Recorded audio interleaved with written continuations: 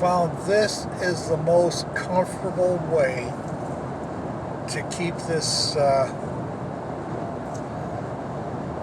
the seat belt cushion piece. If I close it up all the way, the end of it digs into my skin.